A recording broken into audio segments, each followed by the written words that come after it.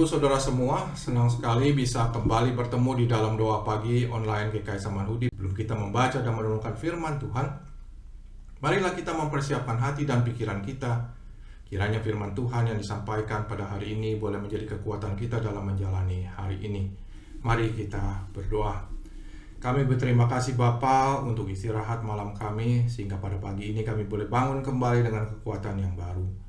Kalau sebentar kami akan membaca dan merenungkan firman-Mu, kiranya Roh Kudus yang bersama dengan kami mengajar kami, sehingga firman-Mu bukanlah sebuah bacaan, melainkan menjadi kata-kata yang hidup, yang daripadanya kami beroleh kekuatan dan menjalani keseharian kami. Kiranya Tuhan juga memberkati hamba-Mu ini agar dapat menyampaikannya dengan baik dan seturut dengan kehendak-Mu. Dalam nama Tuhan kami Yesus Kristus, kami berdoa dan mengucap syukur. Bapak Ibu yang terkasih dalam Kristus, bahwa doa pagi pada hari ini diambil dari Amsal, kitab Ester, dari kitab Ester 7, ayat yang ke-7 sampai Ester 8, ayat yang ke-17. Cukup panjang Bapak Ibu Saudara sekalian, hampir 20 ayat dengan judul Ratu Penyelamat. Sekali lagi, Ester 7 ayat yang ke-7 sampai Ester 8 ayat yang ke-17. Saya akan bacakan buat kita semua. Bangkitlah raja dengan panas hati dari perjamuan anggur itu, lalu keluar ke taman istana, tetapi Haman masih di situ, masih tinggal untuk memohon demi nyawanya kepada Ratu Ester, karena ia melihat bahwa raja telah memutuskan untuk mendatangkan celaka baginya.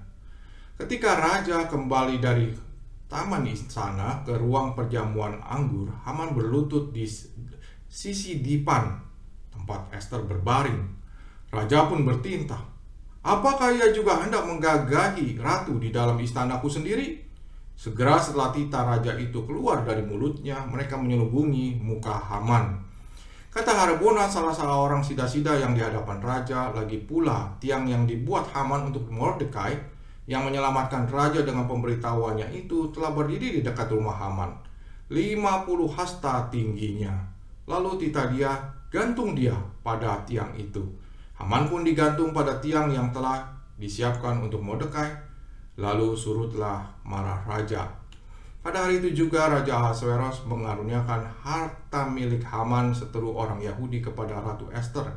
Mordekai masuk menghadap raja karena Ester telah memberitahukan apa kaitan Mordekai dengan dia. Raja mencabut cincin meterai yang telah diambil dari Haman, lalu menyerahkannya kepada Mordekai. Ester mengangkat Mordekai sebagai pemegang kuasa atas harta milik Haman. Kemudian Ester berkata lagi kepada raja sambil lutut pada kakinya dan menangis. Ia memohon belas kasihan raja untuk membatalkan maksud jahat Haman, orang Agag itu, setara rancangan yang sudah dibuatnya terhadap orang Yahudi. Raja mengulurkan tongkat emas kepada Ester, lalu bangkitlah Ester dan berdiri di hadapan raja, serta berkata, "Jika baik dalam pandangan raja, dan jika hamba mendapat kemurahan hati raja, dan hal ini dipandang benar oleh raja, serta raja berkenan kepada hamba, hendaklah dikeluarkan surat perintah untuk menarik kembali surat-surat yang berisi rancangan Haman bin Hamedata orang Agag itu, yang ditulisnya untuk membinasakan orang Yahudi di seluruh daerah kerajaan. Sebab bagaimana hamba dapat melihat malapetaka yang menimpa bangsa hamba, dan bagaimana hamba dapat melihat kebinasaan sanak saudara hamba?" Jawab Raja Ahasveros kepada Ratu Ester dan Mordekai, orang Yahudi itu, "Harta milik Haman telah kukaruniakan kepada Ester, dan Haman sendiri telah digantung pada tiang karena dia sudah menggantungkan tangannya kepada orang Yahudi. Tulislah atas nama raja apa yang kamu pandang baik tentang orang Yahudi, dan meteraikan surat itu dengan cincin meterai raja, karena surat yang ditulis atas nama raja dan dimeteraikan dengan cincin meterai raja tidak dapat ditarik kembali." Pada waktu itu juga para juru tulis raja dipanggil pada bulan ketiga, bulan Siwan, tanggal 23. Sesuai dengan segala yang diperintahkan Mordekai, ditulislah surat kepada orang Yahudi dan para wakil pemerintah, para bupati dan para pembesar daerah dari India sampai ke Ethiopia, 127 daerah. Kepada setiap daerah menurut tulisannya, dan setiap bangsa menurut bahasanya, dan juga kepada orang Yahudi menurut tulisan dan bahasanya. Lalu surat atas nama Raja Ahasveros ditulis dan dimeterai dengan cincin meterai raja. Kemudian surat-surat itu dikirim dengan perantaran para kurir berkuda yang menunggang kuda tangkas yang diternakan untuk raja. Isi surat itu, raja mengizinkan orang Yahudi di setiap kota untuk berkumpul dan mempertahankan nyawanya, serta memusnahkan, membunuh, atau membinasakan semua tentara, bahkan anak-anak dan perempuan-perempuan dari bangsa dan daerah yang hendak menyerang mereka dan merampas miliknya. Pada hari yang sama di seluruh daerah Raja Ahasveros pada tanggal 13 bulan ke-12 bulan Adar. Salinan surat itu harus dikeluarkan sebagai undang-undang di setiap daerah, lalu diumumkan kepada semua bangsa. Orang Yahudi harus bersiap-siap pada hari itu untuk melanjutkan pembalasan terhadap musuhnya. Para kurir yang menunggang kuda kerajaan yang tangkas segera berangkat dengan tergesa-gesa atas titah raja, dan undang-undang itu dikeluarkan dari Puri Susan. Mordekai keluar dari hadapan raja dengan pakaian kerajaan dari kain ungu tua dan kain putih, dengan mahkota emas yang mengagumkan, serta jubah dari kain linen halus dan kain ungu muda. Kota Susan pun bersorak-sorai dan bersukacita. Adapun orang Yahudi lainnya yang ada di daerah kerajaan berkumpul dan mempertahankan nyawanya, lalu aman dari musuhnya. Mereka membunuh 75.000 orang, diantaranya orang-orang yang membenci mereka, tapi mereka tidak mengulurkan tangan atas barang rampasan. Hal itu terjadi pada tanggal 13 bulan Adar. Pada tanggal 14 mereka berhenti dan menjadikan hari itu hari perjamuan dan sukaria. Bapak Ibu yang terkasih dalam Kristus, demikianlah pembacaan firman Tuhan. Nats bacaan hari ini terambil dari Ester 8 ayat yang ketiga. Kemudian Ester berkata lagi kepada raja sambil sujud pada kakinya dan menangis. Ia memohon belas kasihan raja untuk membatalkan maksud jahat Haman orang Agag itu, serta rancangan yang sudah dibuatnya terhadap orang Yahudi. Bapak Ibu terkasih dalam Kristus, perempuan sama seperti laki-laki turut mengguratkan sejarah. Dalam sejarah nasional di Indonesia ada sejumlah pahlawan perempuan seperti Maria Walanda Maramis dari Minahasa, Adi Dempu dari Mandar, Sulawesi Barat, Nyi Ageng Serang dari Jawa Tengah, dan Haira Suna Said dari Sumatera Barat. Peran wanita atau perempuan sungguh tidak kecil untuk memajukan keluarga maupun masyarakat. Dahulu waktu kita kecil, kita juga mengenal Mulan sebagai sebuah legenda dari negeri Tiongkok, seorang wanita yang menjadi legenda. Ketika kekaisaran mengumumkan bahwa hanya satu laki dari seluruh tiap keluarga harus untuk ikut berperang, hati Mulan terguncang karena di dalam keluarganya tidak ada laki-laki lain kecuali ayahnya yang menjadi seorang veteran tua yang sudah renta, yang terpaksa harus ikut berperang karena pengumuman tersebut. Ia tahu ayahnya tidak akan kembali kalau dia berangkat. Pada malam itu, dalam diam, Mulan mengambil keputusan besar yang akan mengubahkan takdirnya. Ia menyamar sebagai perempuan dan menggantikan ayahnya. Dengan rambut yang dipotong, suara yang diturunkan, dan keberanian yang dikumpulkan, Mulan berangkat ke medan perang. Hari demi hari ia berlatih keras, jatuh, bangkit lagi, dan membuktikan bahwa keberanian itu bukan soal kekuatan, tetapi keteguhan hati. Ia tak hanya bertahan, ia bersinar. Saat para prajurit terdesak, Mulan memimpin dengan strategi cerdik dan menyelamatkan kaisar dan membawa kemenangan bagi Tiongkok. Dan ketika akhirnya penyamarannya terbongkar, bukan hukuman yang ia terima, melainkan hormat dan pujian, karena dunia akhirnya dapat melihat bahwa seorang wanita pun bisa menjadi pahlawan. Mulan kembali ke desanya, bukan sebagai putri yang lembut, bukan sebagai prajurit yang keras, tetapi menjadi simbol keberanian yang mengajarkan pada dunia bahwa menjadi diri sendiri, berani mengambil resiko, dan berdiri untuk kebenaran adalah bentuk kemuliaan yang tertinggi. Kadang kita mendebatnya, kan itu hanya legenda. Di dalam dunia nyata ada seorang pahlawan, ya, wanita dari Rusia yang bernama Ludmila Pavlichenko. Ludmila Pavlichenko adalah seorang penembak jitu untuk tentara merah Soviet selama Perang Dunia Kedua. Pavlichenko adalah kekuatan yang harus diperhitungkan. Awalnya tadinya dia adalah seorang mahasiswa di Kiev. Ketika perang dimulai, ia menjadi yang termasuk untuk menjadi sukarela. Musuh-musuhnya memberikan julukan yang lahir dari ketakutan. Soviet memanggilnya Lady Death, gelar yang dia peroleh melalui keterampilannya yang luar biasa dan keberaniannya yang stabil di bawah tembakan sebagai seorang penembak jitu atau yang kita biasa kenal dengan nama sniper. Bapak Ibu Saudara sekalian, di dalam teks bacaan kita hari ini pun kita berjumpa dengan seorang perempuan yang bernama Esther. Dia adalah seorang perempuan Yahudi yang tinggal di negeri pembuangan di Babel pada zaman Persia berkuasa. Bersama-sama dengan saudara-saudara sebangsanya, Esther terpilih menjadi ratu menggantikan Wasti. Sebagai ratu, nasib Esther berubah drastis. Namun kemewahan tinggal di istana tidak membuatnya lupa diri. Ketika Mordekai, sepupunya, memberitahu kepada Esther tentang niat jahat dari Haman untuk memusnahkan orang Yahudi, Esther tidak tinggal diam. Haman juga sudah menyiapkan tiang gantungan bagi Mordekai. Esther berupaya menyelamatkan Mordekai. Ketika Mordekai luput dari maut, Esther memohon kepada raja agar niat jahat Haman kepada orang Yahudi dibatalkan. Raja mengabulkan permohonan Esther dan bangsa Yahudi pun selamat dari malapetaka. Kemapanan hidup, yaitu Esther yang tadinya seorang ratu, tetapi dia mau mengambil keberaniannya untuk menolong dan menyelamatkan bangsanya. Tidak demikianlah sebagaimana orang-orang lain, tapi kemapanan hidupnya bisa membuat seorang hanya mementingkan diri sendiri. Namun Esther tidak demikian. Ia menyelamatkan Mordekai dan saudara-saudara sebangsanya. Kebaikan hati Esther telah membawa selamat. Kiranya kita pun tergerak untuk berjuang bagi orang-orang yang membutuhkan. Bapak Ibu yang terkasih dalam Kristus, demikianlah pembacaan kita pada hari ini. Dan lalu menjadi pertanyaan, apa yang menjadi refleksi pada hari ini? Refleksi hari ini ditemukan ketika kita mempelajari firman ini secara keseluruhan, yaitu bahwa inti daripada kitab Esther adalah yang pertama, penyelamatan umat Yahudi. Kitab ini menggambarkan bagaimana Ratu Esther dengan keberanian dan hikmat menjadi alat penyelamat bangsanya dari rencana pemusnahan oleh Haman. Yang kedua dan yang menjadi yang terpenting buat kita adalah bahwa providensia Allah yang tak terlihat.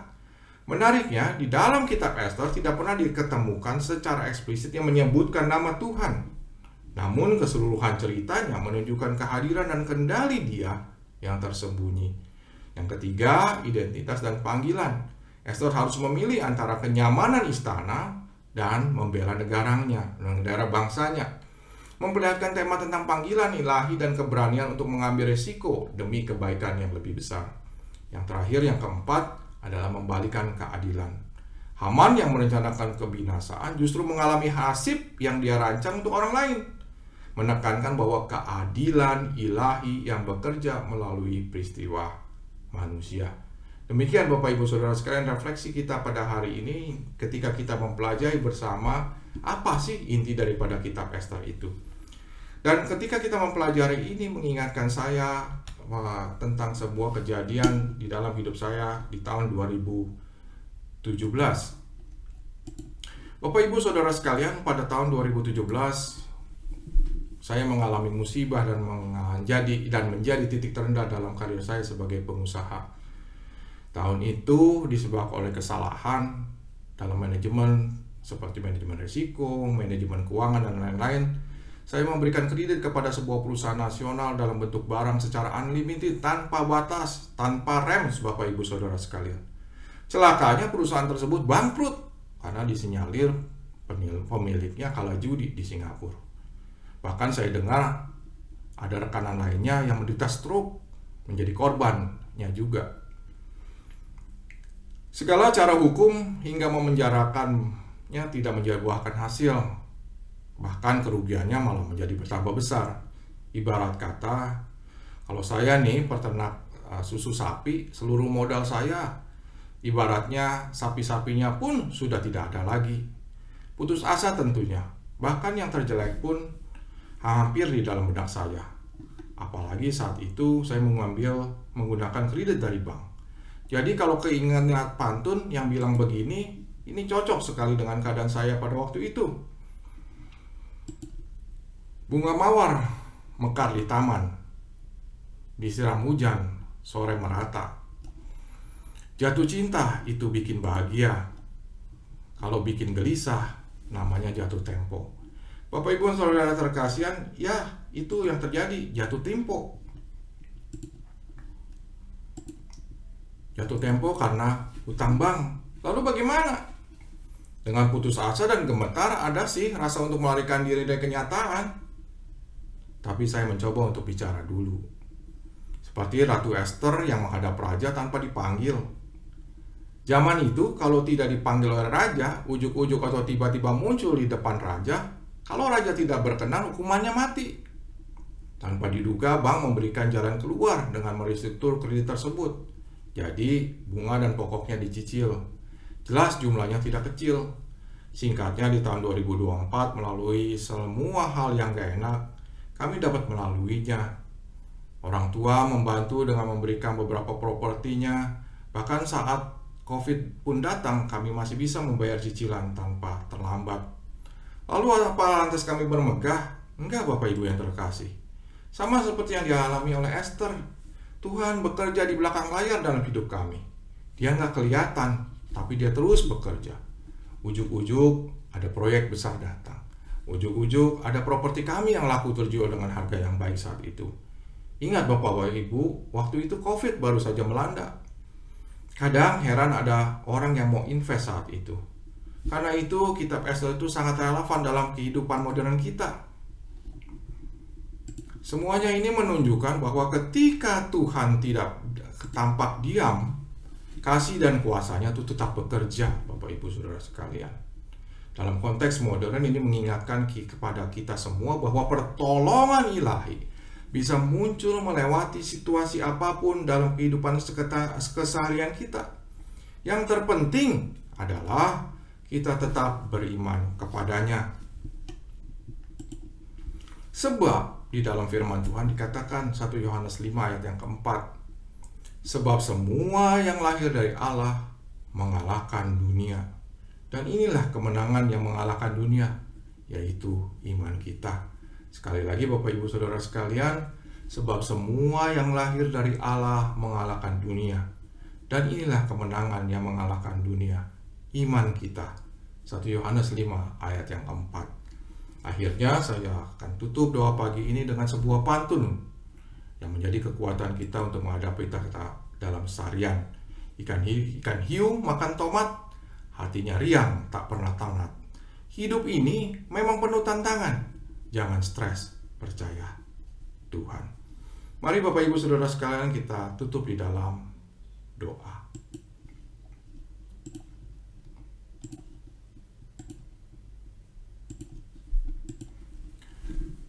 Bapa kami yang di surga, terima kasih atas anugerah nafas kehidupan yang masih Engkau berikan pada hari ini.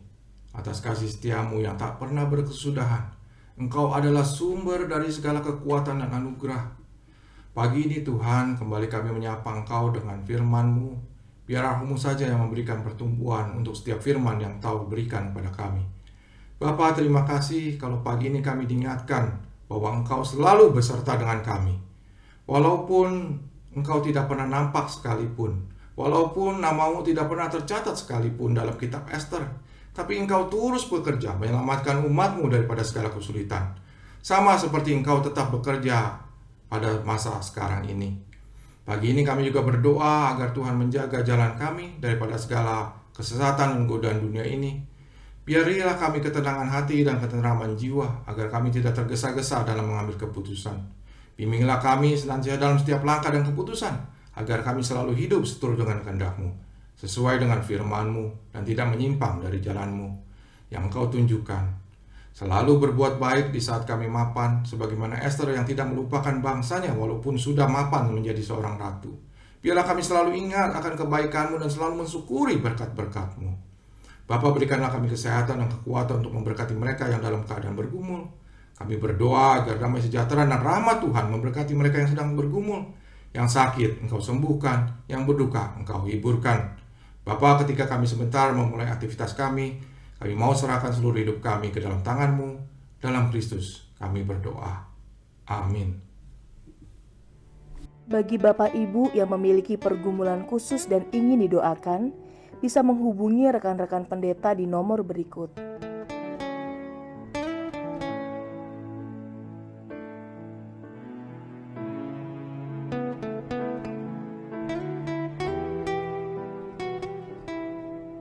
Tuhan Yesus memberkati.